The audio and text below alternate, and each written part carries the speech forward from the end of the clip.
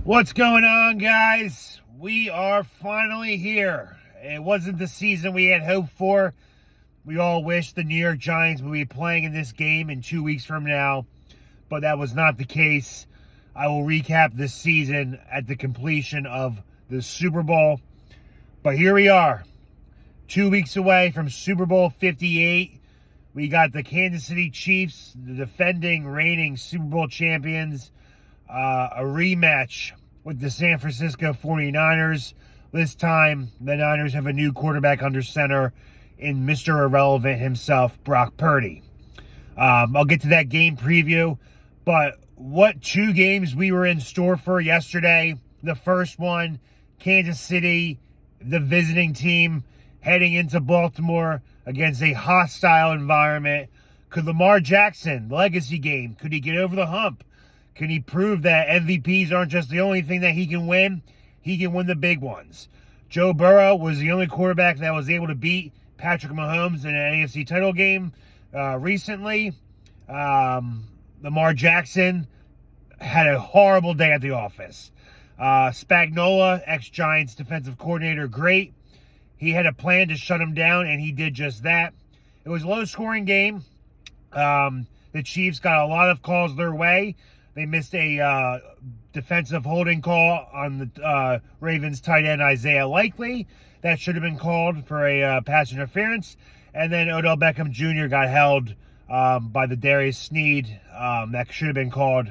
So two missed blown calls. But nonetheless, when you turn the ball over 3 times, Zay Flowers with a horrible taunting call that could have set the Ravens up for a touchdown at the 5-yard line. Then the next possession, he fumbled, diving into the end zone, resulting in a touchback. That rule will definitely be changed. I don't know what they're going to do. My thought, maybe the offense gets the ball back at their own 20 and have to start over again, or they just get the ball back at the 1-yard line. Just like if they were to fumble out of bounds, nothing happens. As long as the defense doesn't recover, the offense retains possession. But that is definitely one rule that I expect them to change ahead of next season. But what do you know? The Chiefs won. Patrick Mahomes, quarterback, head coach combo. They won. The Mahomes is just that fucking good. You take away all his receivers, take away Tyreek Hill.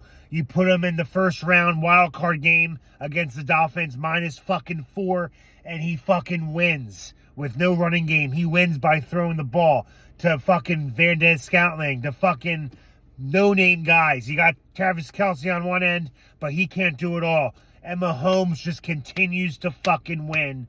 I know you guys might hate Taylor Swift. I'm not really a big fan of her, but they continue to win.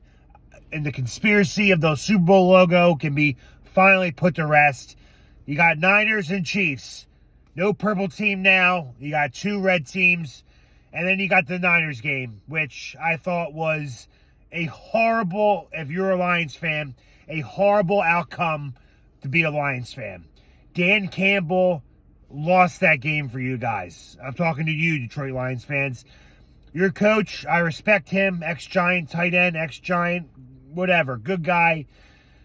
Horrible coaching staff at the end. Why would you not go for the field goals when you could have it? You take the points. This isn't week fucking 6. Oh, well, he's coaching how he always coached. He's just aggressive. I get that. And yes, obviously, he would look like a genius if he converted on those 4th downs, but he didn't. You take the points in the playoffs when you can. And what made me even more mad if I was a Lions fan, granted they ended up scoring on this possession, but you're down by 10 with under 2 minutes left. It's 4th and goal. You still have the ability to kick an onside kick if you kick a field goal now. This motherfucker still went for it, not realizing it's 4th down. If you do not make a fucking touchdown, the ball game is over. You have no chance, no ability to kick an onside kick. You're down by 10. Kick the fucking field goal. So that's what they're going to have to live with in these next couple months until next year starts. Brutal loss for the Lions. I really thought they had that win sealed. But here we go. We got Chiefs, Niners, 2 of the best teams in the league, squaring off once again. if you're tired of these teams being in the Super Bowl every year, fucking do something about it and fucking beat these teams. I'll admit, I'm glad it's not the Eagles in this game, but I really wanted to see a Bills-Lions Super Bowl. I thought that would have been really good for the viewership. Two teams that have never won a championship, one guaranteed to win. But hats off to the Chiefs, hats off to the Niners, congrats. And Empire State Building, I hear that you have a contract with the NFL to promote the winners of these two games. Knock it the fuck off. Find this fucking contract and fucking throw it out. I can't stand my city congratulating other fucking teams except our own. Knock it the fuck off. It's embarrassing. Knock it the fuck off. But that's my preview. Chiefs, Niners. I think the Chiefs will win. Mahomes is the better quarterback, but, weirder things have happened in this game. Still no news on the defensive coordinator for the New York Giants. Now that the Ravens are out, hopefully the Giants can hire Denard Wilson to be their next DC. I like him a lot. Still no word if Kafka is going to be coming back or not. He's at the East-West Shrine Bowl right now, coaching one of the teams, so I assume he's back. Haven't heard wind yet from that. And we might be losing our assistant GM, Brandon Brown. He's been doing interviews with the Seattle Seahawks and the Panthers. Hopefully we can keep him for one more year. I think he's really good for Joe Schoen. He's a very smart guy. But he's up and coming, and I wouldn't be surprised if he was hired this year. But that's all I got for you guys today. Enjoy the rest of your week. Let's go G-Men.